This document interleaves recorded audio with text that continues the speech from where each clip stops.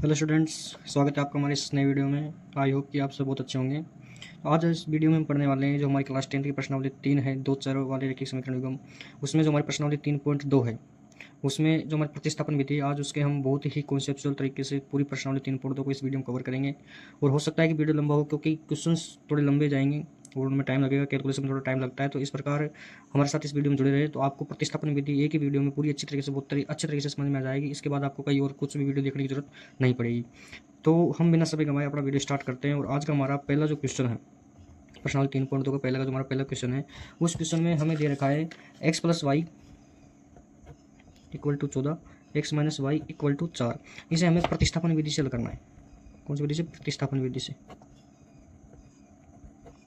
अब प्रतिस्थापन विधि से सोल्व करने का हमारे पास एक तरीका होता है। वो तरीका है कि हम इन दोनों समीकरणों को नाम दे दें, जैसे ये पहला समीकरण और ये दूसरा समीकरण। अब इन समीकरणों को नाम देने के बाद हम क्या करते हैं, समीकरण एक से अब समीकरण एक को एक बार लिख लो। फिर हम यहाँ से एक्स या वाई का मान निकाल देते हैं। ठीक है, कैसे निकालते हैं? जैसे एक संख्या को इधर रखते हैं, बाकी की संख्या को इधर पटक के एक चीज़ का मान निकाल देते हैं। हम यहाँ से एक्स का मान निकालते हैं। ठीक है, एक्स का मान हमारे पास आ गया 14, ये प्लस का है और इधर मिला के माइनस का वाई हो गया। ठीक है, हमारा समीकरण 3 हो गया। ये हमारे पास एक्स का मान आ गया। अब एक्स के मान को हम क्या करते हैं कि समीकरण 2 में रखते हैं। ठीक है, ये एक इसका फिक्स मेथड होता है पूरा, तो आप इस मेथड को फॉलो करते जाइए, आपका आंसर आता जाएगा।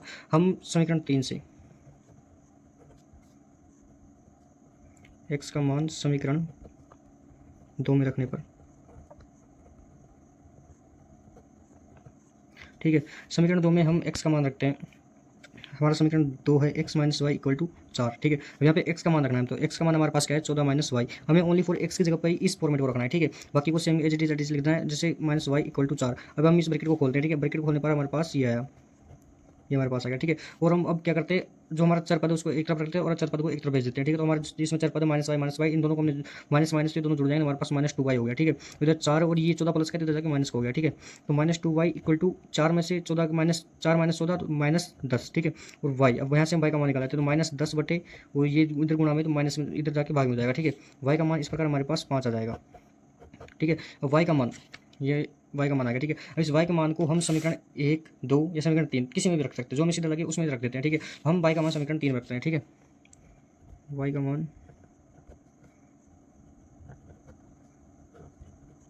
3 में रखने पर, ठीक है, अब हमारा जो समीकरण 3 है वो है x equal to 14 minus y. ठीक है, एक्स इक्वल टू 14 माइनस 5। ठीक है, एक्स इक्वल टू हमारे पास आ गया 9। तो इस प्रकार प्रतिस्थापन विधि से हमारे पास जो इस क्वेश्चन का टोटल आंसर आया वो है एक्स बराबर 9 और वाई बराबर 5। आप एनसीईआरटी से इसका आंसर मैच कर सकते हो, आंसर सेम। अगर आपने इस प्रोसेस से एग्जाम में क्वेश्चन सोल्व कर दिया तो आपके इस क्वेश्चन के अगर ये 2 नंबर में आएगा तो 2 नंबर पूरे मिलेंगे, 5 नंबर में आएगा तो 5 नंबर पूरे मिलेंगे। ठीक है, इस क्वेश्चन के आपको इस प्रोसेस से सोल्व करने पर पूरे में से पूरे नंबर मिल जाएंगे। अब हम देखते हैं हमारा अगला क्वेश्चन क्या कहता है। हमारा जो नेक्स्ट क्वेश्चन है हमें इस प्रकार से दिया हुआ है। ठीक है, तो अब हमें एक जो हमारा पहला समीकरण वो तो हमें बिल्कुल सीधे तरीके से दिया गया है, लेकिन दूसरा जो हमारा समीकरण उसको हमें थोड़ा सोल्व करके हम आगे अच्छा लिखेंगे, तो उससे हमारी कैलकुलेशन थोड़ी कम होगी, गलती के होने के चांसेस कम रहेंगे। तो इसको हम सोल्व करते हैं। ठीक है, तो हम यहाँ पे लघुत्तम लेंगे, 3 और 2 का लघुत्तम आ गया 6। 3 का भाग 6 में 2 बार गया, 2 को एस से गुणा किया तो 2s। ठीक है, 2 का भाग 6 में 3 बार गया, 3 को टी से गुणा किया तो 3t आ गया हमारे पास। ठीक है, इधर 6 और अब हम इसको वजह गुणा कर देते हैं, प्लस 3t, ये 6 इधर गुणा हो गया, ये हो 36। ठीक है, अब ये हमारा हो गया दूसरा समीकरण। ठीक है, अब हम समीकरण एक से, समीकरण ये हमारे पास ए से, समीकरण एक से हम ए से टी दोनों में से किसी चीज़ का मान निकाल लेते हैं। हम देखो समीकरण एक से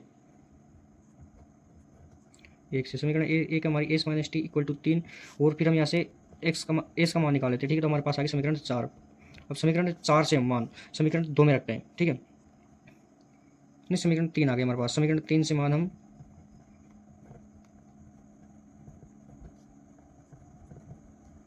समीकरण 2 में रखते हैं। ठीक है, अब इसमें हम मान रखते हैं आगे जाके, तो हमारे पास देखो हमारा जो समीकरण 2 है वो 2s plus 3t equal to 36। ठीक है, अब हमें रखना है एस का मान। एस का मान है हमारे पास 3 प्लस टी, यहाँ पे आ गया हमारा 3t इक्वल टू 36। ठीक है, तो अब देखो इसको हम गुणा करते हैं, 2 पहले 3 से गुणा होगा 6 और फिर 2 अगर टी से गुणा तो 2t plus 3t equal to 36। ठीक है, अब चर पद एक तरफ रखते हैं और अचर पद को एक तरफ रखते हैं, तो 2t प्लस 3t हमारे पास हो गया 5t, और इधर 36 माइनस 6, ये प्लस का 6 इधर जाके माइनस हो जाएगा, एच टी इक्वल टू नहीं 5t इक्वल टू 30 बचे हमारे पास, और टी इक्वल टू इधर गुणा में इधर जाके भाग में हो जाएगा, टी का मान हमारे पास आ जाएगा 6। ठीक है, तो इस प्रकार हमने टी का मान निकाल लिया है। और अब टी के मान को हम समीकरण किसी में कोई से समीकरण, समीकरण 1, 2, 3 हमारे पास कोई से समीकरण में हम इसका मान रख सकते हैं। ठीक है, तो हम समीकरण टी का मान समीकरण 3 में रखेंगे, क्योंकि हमारे पास समीकरण 3 बहुत सरल है और ये कम से कम स्टेप में इसका आंसर आ जाएगा। तो टी का मान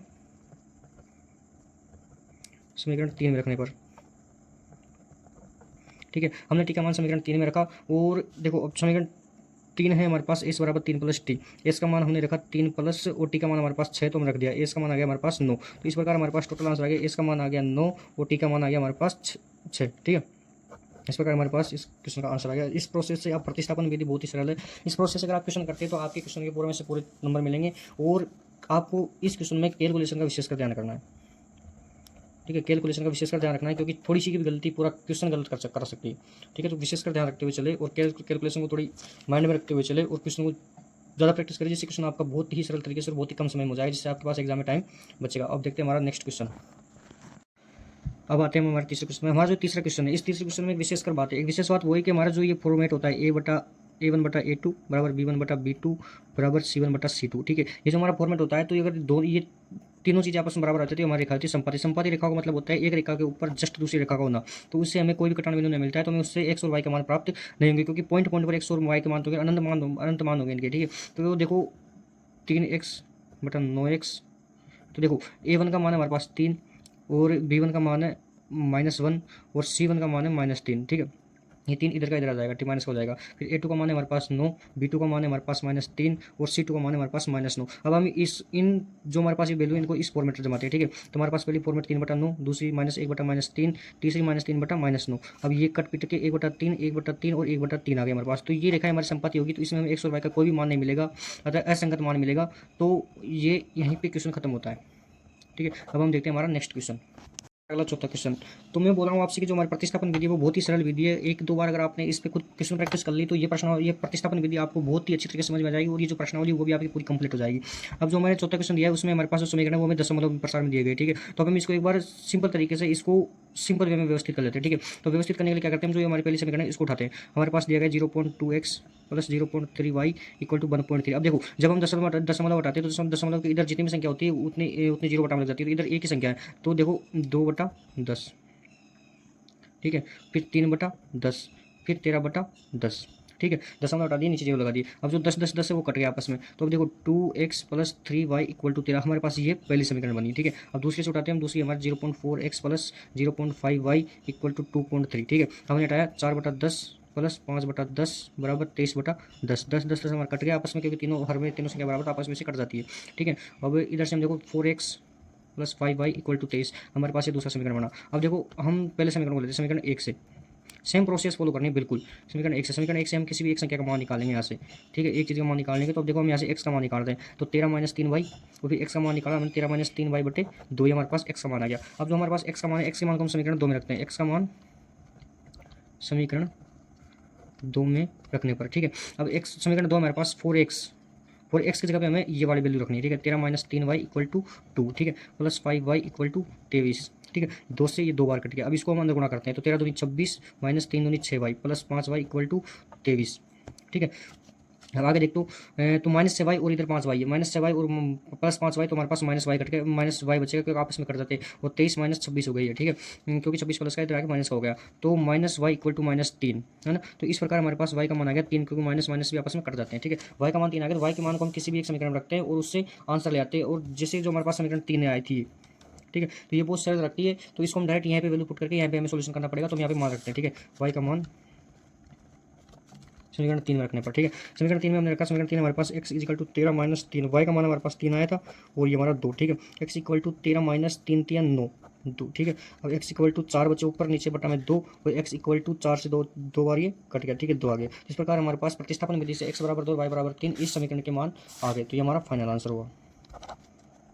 हमारा जो पांचवा क्वेश्चन है वो हमें इस प्रकार दिया गया है। ठीक है, तो हम वही सेम प्रोसेस चलेगा, हम इसको पहला समीकरण मान लेते हैं, इसको समीकरण नंबर 2 मान लेते हैं। ठीक है, प्रतिस्थापन विधि के लिए फिक्स फॉर्मेट का तरीका चलता है, तो उस फॉर्मेट को हमें फॉलो करते जाना है। जैसे हमने समीकरण 1 से किसी भी एक संख्या का मान उठाया। ठीक है, √2x plus √3y equal to 0, √2x equal to -√3y, और x का मान हम निकाले -√3 बटा √2y। ठीक है, x का मान हम समीकरण 2 में रखते हैं, x का मान समीकरण 2 में रखने पर। ठीक है, अब समीकरण 2 हमारे पास √3, x का मान हमने रख दिया √3 बटे √2y। ठीक है, माइनस √8y जो हमारे पास है ना। ठीक है, बराबर 0। अब यहाँ से हमने इसको देखो √3 और √3 गुणा हमारे पास 3 आ गया, और ये माइनस का चिन्ह वैसे कैसे आएगा, नीचे बटा की संख्या वैसे कैसे आ गई y, और इसको हम लिख सकते हैं 2√2y। ठीक है, इक्वल टू 0। इसको आप सोल्व करेंगे, जिसको हम 2√2 लिख सकते हैं। ठीक है, अब हमारे पास इसको लघुत्तम लेकर सोल्व करते हैं, इधर कुछ नहीं बटा में 1 मान लिया, इसका लघुत्तम हमारे पास √2 आ गया। ठीक है, हमने लघुत्तम लिया अंडर रूट 2 का भाग अंडर रूट 2 में एक बार गया, एक को हमने ऊपर 3 से गुणा किया तो -3y इससे से आ गया। ठीक है, और फिर बटा में एक ये है तो इसको हमने इससे गुणा किया। ठीक है, अंडर रूट 2 एक का भाग अंडर रूट 2 में अंडर रूट 2 बार गया, अंडर रूट 2 को हमने ऊपर इससे गुणा किया तो हमारे पास देखो अंडर रूट 2 को गुणा किया तो हमारे पास 2 को 2 से गुणा किया तो 4 आ गया। ठीक है, 4y इक्वल टू 0, हमारे पास आ गया -7y बटा अंडर रूट 2। ठीक है, 0 इधर हमने बस गुणा किया तो -7y इक्वल टू 0 और y का भाग हमने y 0 में -7 का भाग दिया तो हमारे पास 0 आ गया, तो y का मान हमारे पास 0 आ गया। अब 0 जो हमारा y का मान है उसको समीकरण हमारे पास जो y का मान आ गया उसमें समीकरण 1 2 या 3 किसी में भी रख सकते हैं। ठीक है, तो हम समीकरण 3 में इसका मान रखते हैं। ठीक है, y का मान समीकरण 3 में रखने पर, ठीक है, समीकरण 3 हमारे पास x इक्वल टू -√3 बटा √2 और y। अब y का मान हमारे पास 0 है, √3 √2 0, 0 को इनसे गुणा किया, बाकी कुछ भी करो 0 के साथ जो भी करोगे हमेशा 0 आंसर आएगा, तो x का मान हमारे पास 0 आ गया। इस प्रकार इस क्वेश्चन का हमारे पास टोटल आंसर आ गया x इक्वल टू 0 और y इक्वल टू, ये हमारा फाइनल आंसर है। ठीक है, इस प्रकार हमारा क्वेश्चन सोल्व होगा। नेक्स्ट क्वेश्चन छठा में दिया गया है, वो इस प्रकार में क्वेश्चन दिया गया, तो पहले हम इन समीकरण को सोल्व करते हैं। ठीक है, तो इनको हम थोड़ा सीधे फॉर्मेट में लेके आते हैं, तो हम पहले समीकरण उठाते हैं। तो देखो हमारे पास 3x बटा 2 -5y/3 इक्वल टू -2, एलसीएम लेके इसको सोल्व करते हैं। एलसीएम हमारे पास 6 आ गया, 2 का भाग 3 में 2 का भाग 6 में 3 बार, 3 को ऊपर से गुणा किया तो 9x -2 बार भाग गया 3 का 6 में, और 2 को हमने इससे गुणा किया तो 10y इक्वल टू -2। ठीक है, तो 9x -10y इधर हमने वजह गुणा कर दिया, इसको इधर भेज दिया तो -12 हमारे पास आया। ठीक है, ये हमारी पहली समीकरण हो गई। अब हम इसको सोल्व करते हैं, इसको सोल्व करते हैं, हम इधर सोल्व कर लेते हैं। इधर हमने एलसीएम लिया, हमारे पास 6 आ गया। ठीक है, तो इसको 30 से गुणा कर दो, इसको इससे गुणा कर दो, 2x + 3y equal to 13y, 6 से 6 कट गए इधर। ठीक है, तो हमारे पास 2x + 3y इक्वल टू 13, ये हमारे पास दूसरी समीकरण आ गई। ठीक है, अब देखो हम यहाँ से किसी भी एक चीज़ की वैल्यू निकालते हैं और समीकरण 2 में रखते हैं। प्रतिस्थापन विधि में यही होता है, बिल्कुल एक फिक्स फॉर्मेट चलता है इसमें। उस समीकरण से मान निकाला एक चीज़ का, उस दूसरे समीकरण में रखा और फिर उससे जो मान मिला उसको उसमें रखा, हमारे पास दोनों मान प्राप्त हो जाते हैं। ठीक है, यहाँ से हमने समीकरण 1 से समीकरण 1 हमारे पास 9x - 10y इक्वल टू -12। ठीक है, यहाँ से हमने x का मान निकाला तो 9x इक्वल टू -12 + 10y, और x का मान हमारे पास आ गया -12 + 10y/9। ठीक है, अब x का मान हम रखते हैं समीकरण 2 में। ठीक है, समीकरण 2 हमारे पास 2x + 3y इक्वल टू 13। अब यहाँ पे हमने x का मान रख दिया -12 + 10y/9 + 3y इक्वल टू 13। ठीक है, अब हम इसको गुणा करते हैं अंदर, तो हमारे पास -24 + 20y बटा 9 आ गया, और इधर 3y इक्वल टू 13 आ गया। ठीक है, यहाँ से हमने इन दोनों का लघुत्तम लिया, हमारे पास लघुत्तम आ गया 9, मतलब एलसीएम आ गया हमारे पास 9। अब 9 का 9 में भाग एक बार गया, तो एक को हम इससे गुणा करते हैं तो वापस हमारे पास वो की हुई संख्या आ जाती है। ठीक है, अब इसको हमने इसका भाग एक का भाग 9 में 9 बार दिया, 9 को 3 से गुणा किया 27 आया, 27y इक्वल टू 13। ठीक है, तो -24 + 20y और 27y हमारे पास हो गया 47y। ठीक है, 9 इधर हम गुणा करते तो 13 नाम 117। ठीक है, फिर 47y इक्वल टू 117 + 24, क्योंकि इधर जाके माइनस कर जाके 24 प्लस हो गया, 47y इक्वल टू 141।